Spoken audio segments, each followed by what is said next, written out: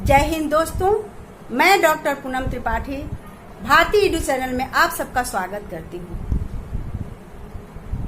आज मैं आपको इजी वे में सिनॉप्सिस लिखना सिखाऊंगी। चाहे आप जिस भी सब्जेक्ट से हो, एट्रैक्टिव सिनॉप्सिस लिख सकते हैं। इससे पहले मैं आपको रिसर्चर के विषय में बताना चाहती हूँ कि हम जिस क्षेत्र में रिसर्च करना चाहते हैं, उससे पहले हमारे मस्तिष्क में तूफान सा महसूस होता है, जिससे शोध परिक्षेत्र की तलाश प्रारंभ होती है। विषय की तलाश से परिणति तक का आयाम मुखर होने लगता है और इसी मनोवेग वैचारिक तूफान से शोध एक सृजनात्मक आयाम देता है और वह अस्तित्व में आता है। शोध को क्रमबद्ध वैज्ञानिक स्वरूप देने हेतु सहजता से इसे परिणति तक ले जाने के लिए सिनॉप्सिस का निर्माण होता है। इसके स्टेप को इस प्रकार आप आसानी से समझ सकते हैं। सिनॉप्सिस का मुख्य जो ये पृष्ठ होता है, जो सामने वाला पेज जो होता है, इसे आकर्षित बनाना होता है।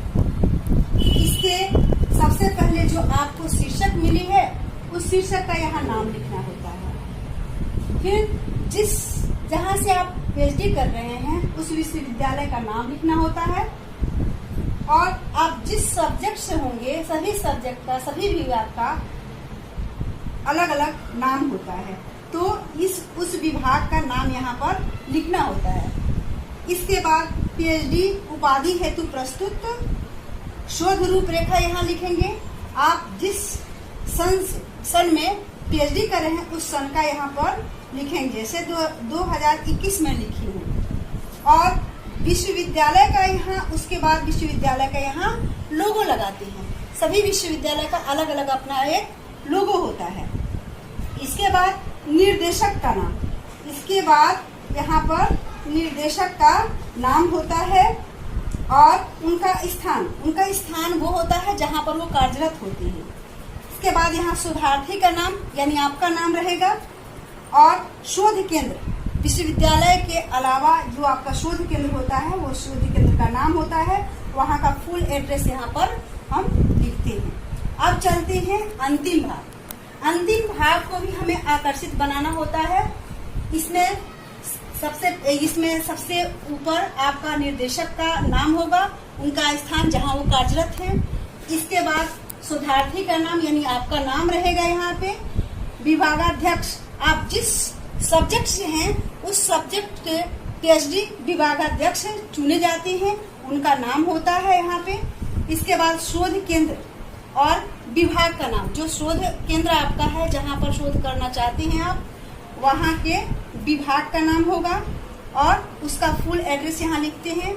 और अब है शोध प्रभारी। शोध प्रभारी जो विश्वविद्यालय जहाँ से आप रिसर्च कर रहे हैं, जो रिसर्च केंद्र है आपका, वहाँ के जो प्रिंसिपल होते हैं, वो शोध प्रभारी होते हैं। वहाँ पर उनका नाम, यहाँ पर उनका नाम होगा और फुल एड्रेस होगा। और जब ये सिनॉप्सिस आपका पास हो जाता है, अप्रूवल मिल जाती है सिनॉप्सिस का, तो यहाँ पर इन सबका सिग्नेचर होता है, सिग्नेचर मोहर लग जाती है। इस तरह से मैंने आपको अभी ये सिनॉप्सिस का प्रथम भाग और अंतिम भाग बताया है। भाग का आपका जो कुछ भी है, जैसे शोध निर्देशक का नाम कहाँ होना चाहिए, शोधार्थी का नाम कहाँ होना चाहिए, विभागाध्यक्ष का नाम कहाँ होना चाहिए, शोध प्रभारी का नाम कहाँ होना चाहिए, ये सारी चीजें मैंने इस वीडियो में आपको बृहद रूप से बता दिया है।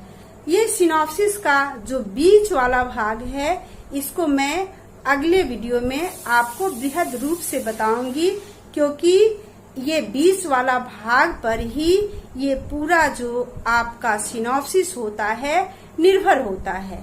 ये फर्स्ट भाग और अंतिम भाग एट्रैक्टिव बनाया जाता है। सिनॉप्सिस के प्रथम भाग और अंतिम भाग को एट्रैक्टिव बनाएं। वो कहा जाता है ना, किसी भी पुस्तक के कवर पेज को देखकर उसके आंतरिक हिस्से का पता चल जाता है। तो मिलते हैं अगले वीडियो में सिनॉप्सिस के आंतरिक हिस्से के साथ। तब तक यदि आप हमारे चैनल पर नए हों तो चैनल को लाइक करें, सब्सक्राइब करें। इसी के साथ जय हिंद।